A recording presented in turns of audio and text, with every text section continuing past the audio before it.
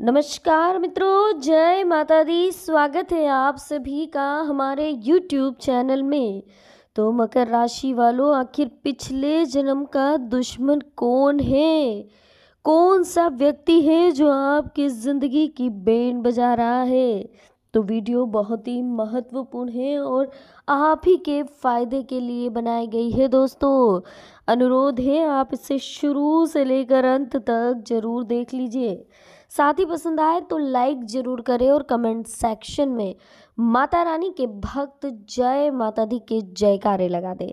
तो आइए दोस्तों, वीडियो की शुरुआत करते हैं। मकर राशि वालों, देखिए दोस्तों, आज की वीडियो बहुत ही इंटरेस्टिंग होने वाली है, क्योंकि आज हम आपको पिछले जन्म से जुड़े कई राज बताने वाले हैं। साथ ही कुछ ऐसे व्यक्तियों के बारे में भी बताने वाले हैं जो कि आपसे जुड़े रहते हैं, लेकिन आपको उनके बारे में मालूम नहीं रहता है। साथ ही दोस्तों, वीडियो में आज हम आपको यह भी बताएंगे कि आपकी ज़िंदगी पर किस व्यक्ति का साथ बहुत भारी पड़ सकता है और किस व्यक्ति का साथ आपको बहुत जल्द छोड़ देना चाहिए। देखिए, हिंदू धर्म में पूर्व जन्म और कर्मों की तो शुरू से अहमियत है। जैसा हम कर्म करते हैं वैसा हमें फल मिलता है। तो ऐसा माना जाता है कि पूर्व जन्म के कर्मों से ही व्यक्ति को उसके दूसरे जन्म में माता पिता, भाई बहन, पति पत्नी, दोस्त, दुश्मन आदि रिश्ते नाते मिलते हैं। यानी कि पिछले जन्म में आपने जो कर्म करा है, उस कर्म के हिसाब से आपको इस जन्म में आपके पेरेंट्स मिलेंगे, आपका पति, आपकी पत्नी, आपके बच्चे, आपके भाई बहन, आपके दोस्त, रिश्तेदार और जो पड़ोसी, ये सभी आपको आपके कर्म के हिसाब से मिलते हैं। अगर आप सोचते हैं कि मेरे साथ ऐसा क्यों हो रहा है, जब भी मैं भला करता हूँ मेरे साथ बुरा क्यों होता है, आखिर लोग मुझसे क्यों जलते हैं, मेरा पति ऐसा क्यों है या मेरी पत्नी ऐसी क्यों है, मेरे पेरेंट्स मेरे बिना ऐसे क्यों रहते हैं, मुझे अच्छे से क्यों नहीं रखते हैं। यानी कि कुल मिला के आप लोग हर बार यही सोचते हैं दोस्तों कि मेरे साथ ऐसा क्यों होता है। तो ये सब आपके पिछले जन्म से रिलेटेड रहता है, आपके पिछले जन्म से संबंधित रहता है। दोस्तों, कभी कभी आपने देखा होगा कि हम रास्ते में चल रहे हैं और किसी व्यक्ति से आपकी आंखें मिल जाती हैं। इतना ज़्यादा अटैचमेंट हो जाता है कभी कभी तो कि आप एक दूसरे के बिना रह भी नहीं सकते। सिर्फ रास्ते चलते उसी व्यक्ति से ऐसा क्यों होता? बाकी सारे भी तो उसके आसपास थे। बहुत सारी लड़कियां, बहुत सारे लड़के रहते हैं, लेकिन किसी एक के साथ ही आप ऐसा फील क्यों करते हैं? क्योंकि आपका उससे पिछले जन्म से कुछ ना कुछ अटैचमेंट जरूर रहता है। अगर किसी के प्रति आपके दिल में कोई दया का भाव आया है, तो वहाँ भी जान लीजिए कि उसके लिए आपके पिछले जन्म में कोई ना कोई अटैचमेंट जरूर था। ये तो अब आप लोग समझ ही गए होंगे कि आपके पिछले कर्म से आपको दूसरे जन्म में माता पिता, भाई बहन या जो भी रिश्ते नाते मिलते हैं, क्योंकि इन सब से या तो कुछ आपका लेना होता है या फिर कुछ आपको इनको देना होता है। इसी प्रकार इस जन्म के व्यक्ति के संतान के रूप में उसके पूर्व जन्म का कोई संबंधी ही होता है। शास्त्रों में इसे 4 प्रकार बताए गए हैं। देखिए, ऋणानुबंध, यदि आपने पिछले जन्म में किसी से कोई कर्ज लिया, उसे चुका नहीं पाए, तो आपके इस जन्म में वो व्यक्ति आपकी संतान बनकर आपके जीवन में आएगा और तब तक आपका धन व्यर्थ होगा जब तक उसका पूरा हिसाब ना हो जाए। यानी कि ऐसी संतान आपकी पिछले जन्म की दुश्मन भी आप कह सकते हैं, जो आपका बहुत ज़्यादा खर्चा करवाए। अस्पतालों में कहीं खर्चा हो रहा है, कोर्ट कचहरी में कहीं बच्चे के अगर आप बहुत ज़्यादा खर्चा कर रहे हैं, हर बार थाने पर आपको जाना पड़ रहा हो, हर बार उस व्यक्ति की वजह से या बच्चे की वजह से आपका खर्चा हो रहा है, तो ध्यान रख लीजिए उसमें उसका कोई दोष नहीं है। आप ही के कर्म हैं जो इस जन्म में आप ही को भुगतने हैं और आप ही को खर्चा करना है, क्योंकि पिछले जन्म में कहीं ना कहीं आपने उसका उधार बकाया नहीं दिया है, जो इस जन्म में आपको चुकाना है, कोर्ट के थ्रू, अस्पताल के थ्रू या और किसी के थ्रू। तो इस जन्म में भी इस चीज़ों का ध्यान रखें। अगर आपने किसी के से पैसा उधार लिया है तो उसे समय पर चुका दे, क्योंकि अगर आपने पैसा उधार लिया हुआ किसी को नहीं चुकाया तो फिर आपको अगला जन्म लेना पड़ेगा और इसी तरह से कोर्ट कचहरी के चक्कर, अस्पताल के चक्कर आपको काटने पड़ेंगे। यानी कि किसी का पैसा लेकर नहीं देना आसान बात नहीं है दोस्तों। एक होता है शत्रुपुत्र। अगर आपके पिछले जन्म में कोई आपका दुश्मन था और वो आपसे अपना बदला नहीं ले पाया था, तो आपके इस जन्म में वो आपकी संतान के रूप में आपका एक अहम हिस्सा बनता है, जिसके बाद उसके कारण आपको ज़िंदगी भर परेशान ही रहना पड़ता है। ऐसा कोई मित्र भी रहता है दोस्तों, ऐसे कोई दोस्त रहते हैं या कोई आपकी वाइफ, पति, मतलब XYZ जो भी है, अगर उनकी वजह से आपको परेशानी हो रही है, वो आपको बहुत ज़्यादा परेशान कर रहे हैं, तो ये सिर्फ आपके कर्मों की वजह से हो रहा है। वो पिछले जन्म में आपके शत्रु थे, लेकिन इस जन्म में भगवान ने उनको आपका संबंधी बनाया है, आपसे रिलेटिव बनाया है, आपकी पत्नी, आपका पति बनाया है, आपका बच्चा बनाया, आपके पेरेंट्स, सास ससुर बनाए हैं, जो भी बनाए हैं, वो आपको इसलिए परेशान कर रहे हैं कि पिछले जन्म में आपने उनके साथ धोखा किया था। आपने उनके साथ धोखा किया, वो आपके दुश्मन थे।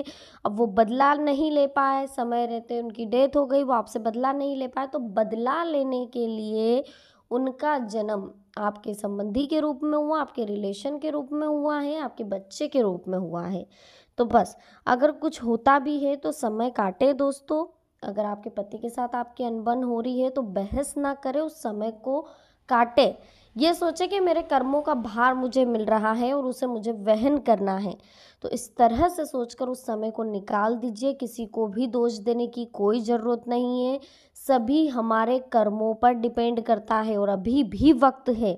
अगर अभी भी आप नहीं समझे कि जो होता है हमारे कर्मों की वजह से, हमारी सोच की वजह से होता है, तो आगे जाकर भी आपको यही दिक्कतें झेलनी है जो आप झेल रहे हैं। तो समझिए, परखिए, जानिए। अगर कोई व्यक्ति आपके साथ गलत कर रहा है तो इसका मतलब ये नहीं कि आप भी उसके साथ गलत करें।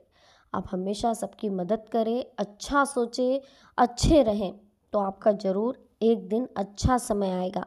धार्मिक अवस्था में लीन हो जाए, धर्म के प्रति आस्था रखें, भगवान की पूजा करें रोज़। एक दिन ज़रूर ये सारे व्यक्ति परिवर्तित हो जाएंगे जो व्यक्ति आज आपको दिक्कत दे रहे हैं।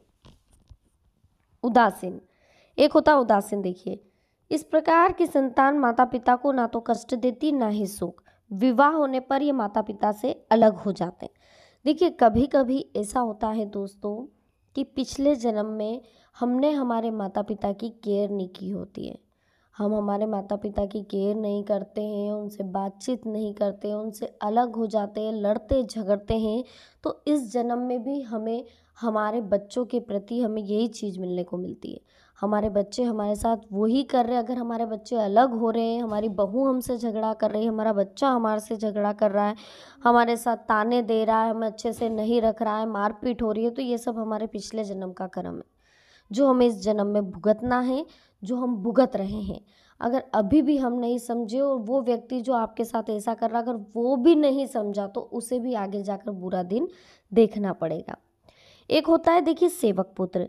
यदि पिछले जन्म में आपने बिना किसी स्वार्थ के किसी की बहुत सेवा की है, तो वो व्यक्ति आपका कर्ज उतारने आपके वर्तमान जन्म में पुत्र बनकर आता है।